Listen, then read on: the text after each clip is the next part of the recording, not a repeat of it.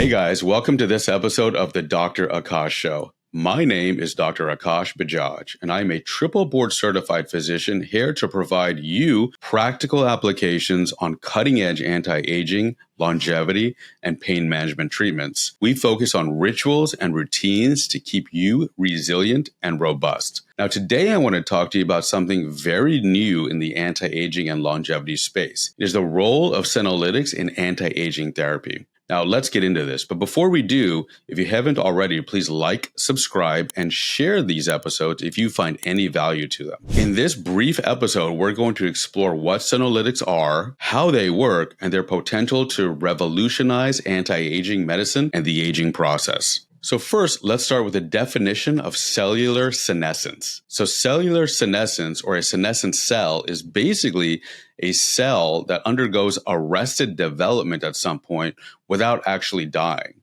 So the cell will grow, but then it'll stop growth, but it won't die. It's a natural part of the aging process, and the reason this occurs is to prevent proliferation of damaged cells or cancer cells or things of that nature. So while senescent cells can help prevent cancer or any sort of damaged cell replication because of this arrested development, the trade-off is they actually begin to secrete dangerous chemicals, things like inflammatory mediators, proteases, and growth factors collectively, which can be very damaging to nearby neighbor cells. These factors collectively are called senescence associated secretory phenotype, or SASP for short. So SASP is the collection of all of these types of molecules that are secreted from these senescent cells that can cause inflammation, accelerate aging, and actually be very damaging. So if there was a way where we could target these senescent cells and eliminate these cells, that could theoretically decrease the SASP compound as well as minimizing or slowing down the aging process, right?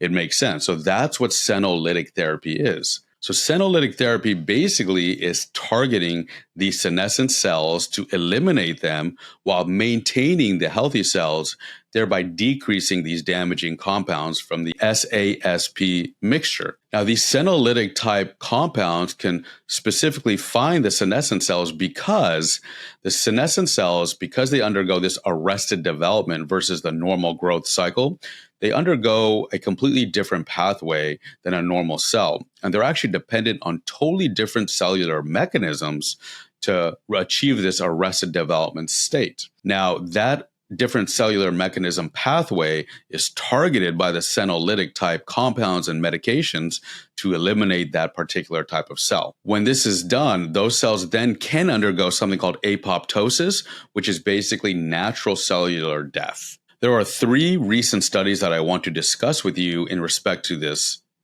therapy.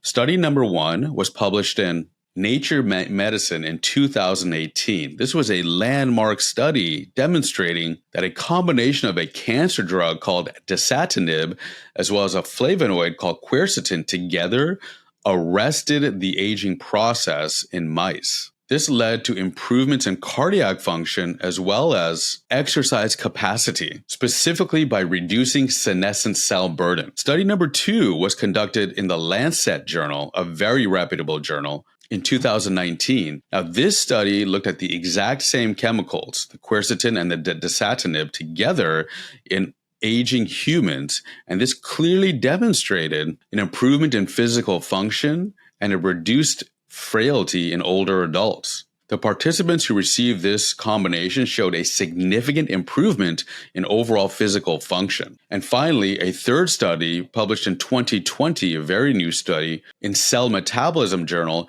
demonstrated that fisetin, Fisetin, which is another senolytic type compound, demonstrated an improvement in exercise capacity, physical function, and cardiac function in aging mice.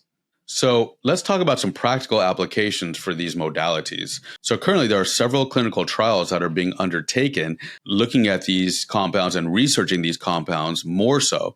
This is a very new and novel area of medicine currently. There are some anti-aging and longevity practices that are already incorporating these types of modalities into their treatment algorithm. So keep an eye out for that as this becomes more and more available to you.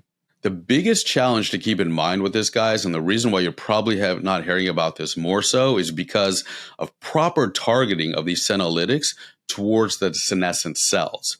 Now, what does that mean? Well, if a senolytic is able to basically increase or encourage cellular death, it's very important that it can target the specific type of cell, and equally as important to avoid healthy cells, right? And the way this is done is by locating biomarkers that are very specific to these senescent type cells. A biomarker is basically like an identifying factor. It's like an address number on a home. So if you can target certain addresses and avoid the other addresses, you can really focus in and target on these senescent cells, eradicating or eliminating those cells while maintaining healthy cells next door, for example. This ability to specifically target is paramount to the efficacy and functionality of these types of medications. There are several clinical studies that are currently being done on humans, really focusing more and more on the application and practicality of using these senolytics in modern day longevity medicine.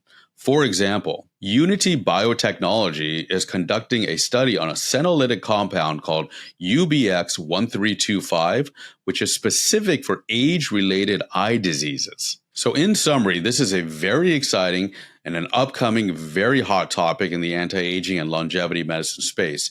If we can narrow down and have the ability to really target these senescent cells and eliminate those cells, we can decrease those inflammatory SASP factors that are released by these cells, thereby decreasing and slowing down the aging process. Now, this has already been shown in the 3 studies we've talked about today. This is already underway in the UBX1325 compound that I just discussed.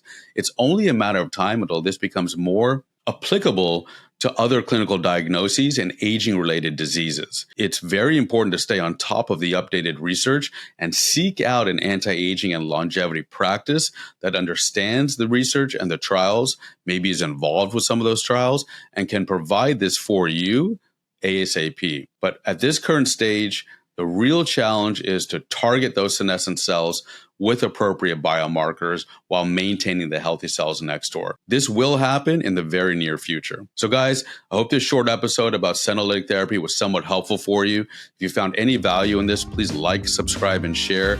And as always, the best time to start something was yesterday. The second best time is today. Don't look back tomorrow with regret. Take one small step towards getting yourself maximally optimized. Thank you for tuning in to this episode of the Dr. Akash Show.